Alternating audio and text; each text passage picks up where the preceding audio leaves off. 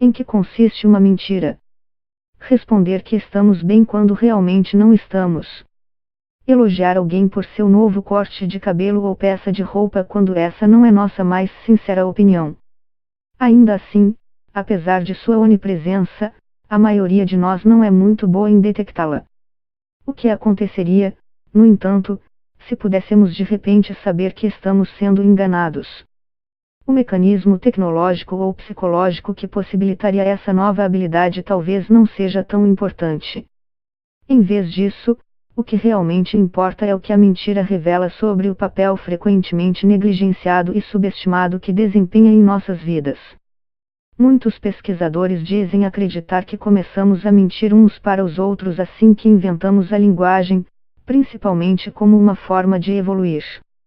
Mentir é fácil se comparado a outras formas de ganhar poder, disse Cicely Buck, especialista em ética da Universidade Harvard, nos Estados Unidos, à revista americana National Geographic. Ao longo da história da humanidade, a mentira também serviu como uma necessidade evolutiva para nos proteger do mal, diz Michael Lewis, um eminente professor de pediatria e psiquiatria da Universidade Rutgers, nos Estados Unidos. Isso inclui proteção contra perseguição, um propósito ao qual a mentira ainda serve hoje para muitas pessoas ao redor do mundo. Se pudéssemos de repente detectar todas as mentiras, vidas em países onde infidelidade, homossexualidade ou certas crenças religiosas são ilegais poderiam ser colocadas em risco.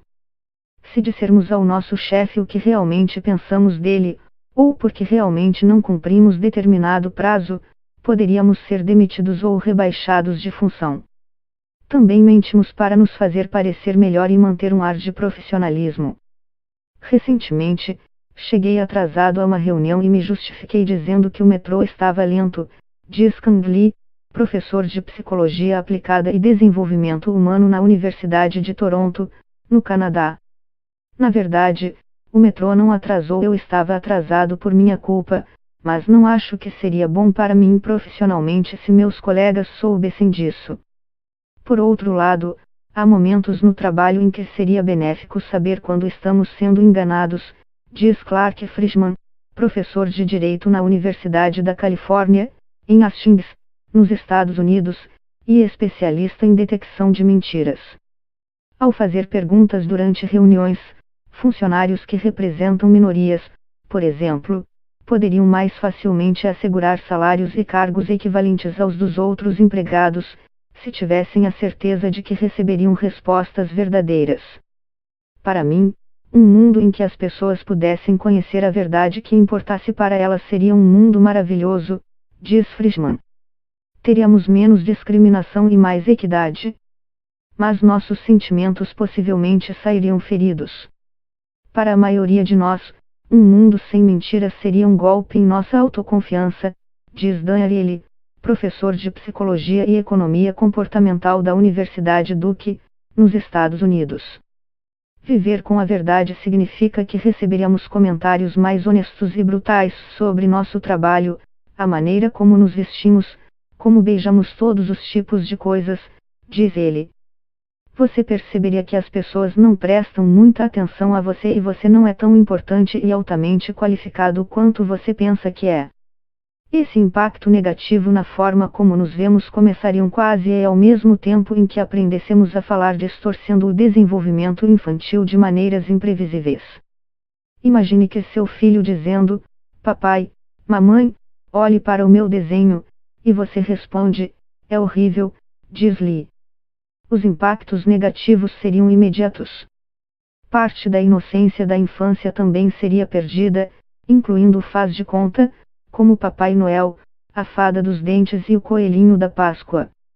Em vez disso, por causa de sua constante curiosidade, as crianças seriam expostas cedo às duras realidades da vida, o que não seria necessariamente uma coisa boa. Há muitas coisas que, se as crianças soubessem, seriam difíceis de entender, diz Paul Ekman, professor emérito de Psicologia da Universidade da Califórnia, em São Francisco, EUA.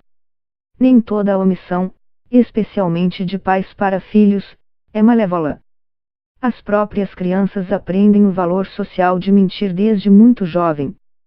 A mãe pode dizer para a criança: escute, a vovó vai lhe dar um presente de Natal, e você tem que dizer à vovó que você gostou do presente, senão isso vai deixá-la triste, diz Lewis. Aos 3 ou 4 anos, estudos mostram que muitas crianças dominam a arte de chamada mentira educada. A partir de experimentos, Lewis também descobriu que quanto mais inteligente e emocionalmente madura é a criança, maior a probabilidade de ela mentir quando perguntada se espiou um brinquedo que foi instruída a não olhar, por exemplo. Kang e seus colegas também constataram que aprender a mentir traz benefícios cognitivos para as crianças. Quando somos adultos, a maioria de nós está mentindo regularmente.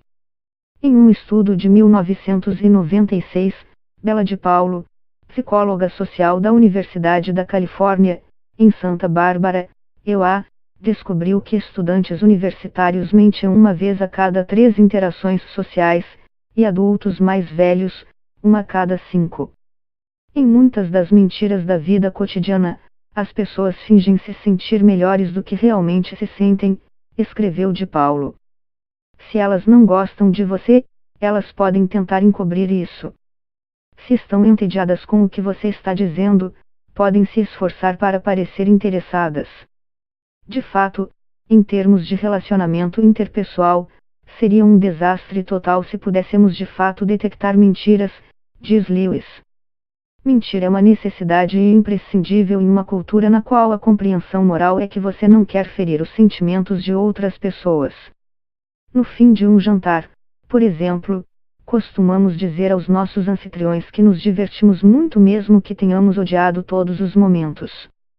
Nossos anfitriões prontamente acreditam nisso, não tendo nenhum desejo de saber o quão terrível achamos a companhia ou a comida deles. A desvantagem dessa mentira branca, diz Lewis, é que podemos ser convidados de volta, mas esse é o preço que pagamos para não ferir os sentimentos dos outros.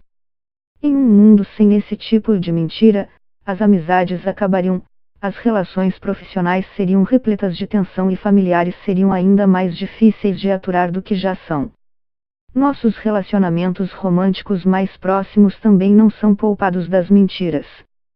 Em um estudo de 1989 que se tornou famoso conduzido por Sandra Metcalf na Universidade de Illinois, EUA, apenas 33 das 390 pessoas não conseguiam lembrar uma situação em que não eram completamente verdadeiras com seu cônjuge.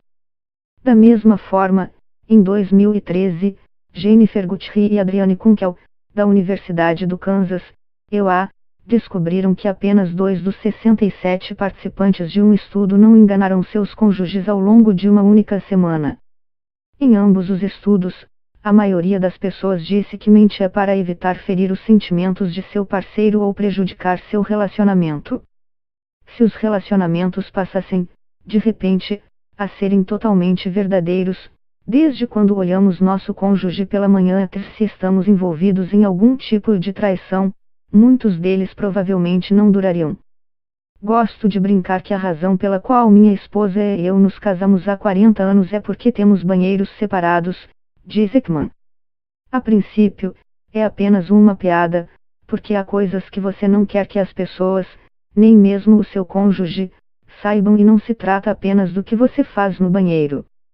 Por um lado, podemos detectar imediatamente mentirosos patológicos, ou aqueles que se envolvem em mentiras destrutivas em série e que não têm qualquer mérito social, diz Lewis.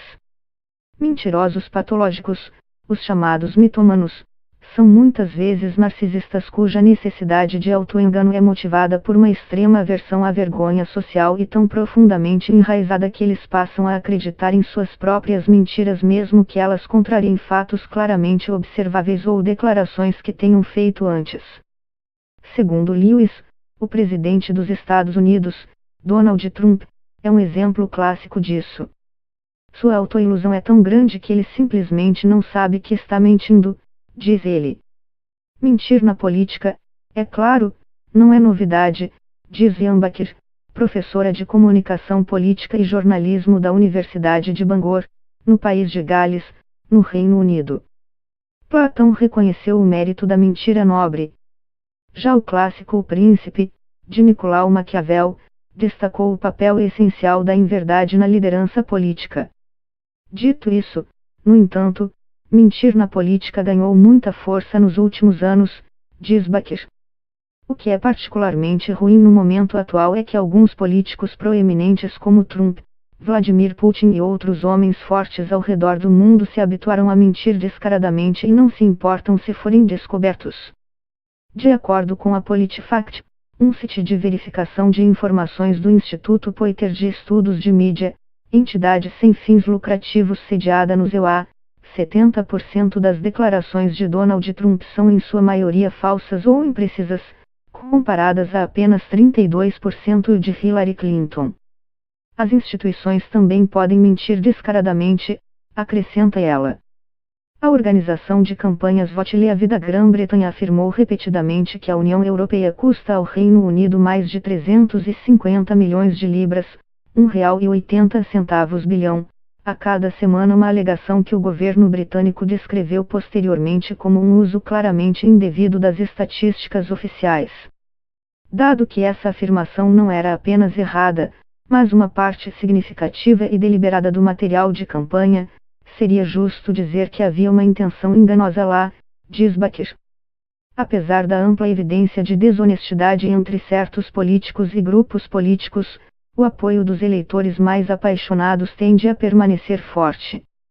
Bakir ressalta que estudos mostram que pessoas que acreditam fortemente em desinformação são muito difíceis de serem convencidas do contrário, e acrescenta que, como espécie, sofremos um viés de confirmação ou uma predisposição para acreditar em coisas que se encaixam em nossa visão de mundo. Muitos defensores de Trump acham que ele está sendo alvo de acusações falsas, de que ele não está mentindo, diz Friedman. Mas se as pessoas pudessem descobrir por meio de seu próprio conhecimento que estão sendo enganadas, acho que muitas delas parariam de recorrer a inúmeras desculpas para justificar o comportamento dele. Um mundo sem mentiras lançaria as relações internacionais e a diplomacia no mais completo caos, mas, em última análise, os cidadãos provavelmente se beneficiariam de autoridades mais honestas. O mesmo se aplica à polícia e à justiça criminal. A violência policial e o preconceito diminuiriam. Os policiais poderiam simplesmente perguntar aos suspeitos se eles estão portando uma arma ou se são responsáveis por um crime, e os julgamentos seriam substituídos por um simples conjunto de perguntas para determinar a culpa. Certamente, acho que isso traria benefícios no universo da justiça criminal, diz Ekman. Queremos que o autor do crime seja encontrado. Não queremos condenar uma pessoa inocente ou puni-la por algo que ela não cometeu. É impossível prever todas as maneiras pelas quais nos beneficiaríamos e sofreríamos se todas as mentiras fossem reveladas, mas certamente o mundo seria um lugar muito diferente daquele em que vivemos hoje. Os seres humanos, no entanto, são adaptáveis e com o tempo, desenvolveríamos novas normas e códigos aceitáveis de conduta social, diz Bakir. Ao mesmo tempo, acrescenta ela, provavelmente faríamos tudo o que pudéssemos para desenvolver novas maneiras de mentir e enganar uns aos outros, seja por meio de tecnologia, drogas, comportamento social ou treinamento mental. Kang concorda. Estou 100% certo que continuaríamos a nos enganar de alguma forma, apenas encontraríamos uma maneira diferente de fazê-lo. Mentir é uma necessidade em nossas vidas.